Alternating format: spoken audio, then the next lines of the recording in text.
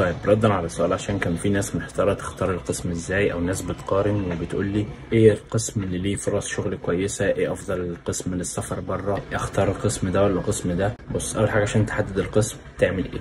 شوف كل قسم بيدرس ايه، او انت في القسم ده هتدرس ايه، او المواد اللي انت هتدرسها ايه. شوف انت حابب تدرس ايه، او انت ميال اكتر انك تدرس ايه.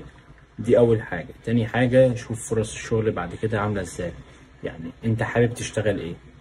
جزئية الشغل وان انت تلاقي شغل او ما تلاقيش شغل، دي بترجع لك انت. يعني انت ممكن تبقى في قسم مثلا، في اعلى قسم في الكلية، بس انت مش شغال على نفسك وتقديرك مش كويس. تلاقي نفسك ان انت اتخرجت ومش عارف تشتغل كويس. ممكن يجي حد ممكن يبقى مثلا في اقل قسم في الكلية كترتيب GPA، بس هو شغال على نفسه وقت الكلية وجايب GPA كويس، ومعاه CV قوي ومعاه لغة وكل الكلام ده، تلاقيه شغال وبيقبض مرتب أفضل منك. فجزئية إن أنت تلاقي شغل من عدمه، أو إن قسم أفضل من قسم، لا.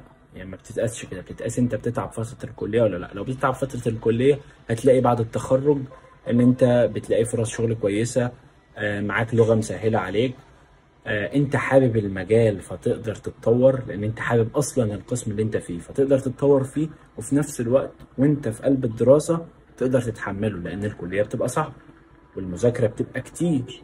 فطول ما انت حابب القسم اللي انت فيه فانت هتقدر تستحمل القسم، لان انت حابه. لكن لو دخلت حاجة مش حاببها مش هتقدر تكمل فيها، سواء كدراسة او كمجهود. يعني هتيجي مع اول مجهود او لما تنضغط شوية هتلاقي نفسك خلاص كده، انا فيصت، انا مش مكمل. ليه؟ لان انا اصلا دخلت حاجة انا مش حاببها. فنركن على جنب الجزئية بتاعت انهي قسم بيبقى ليه سفر بره وايه افضل من ايه. لا، انت خش القسم اللي تلاقي ان انت حابب تدرس فيه، بس كده.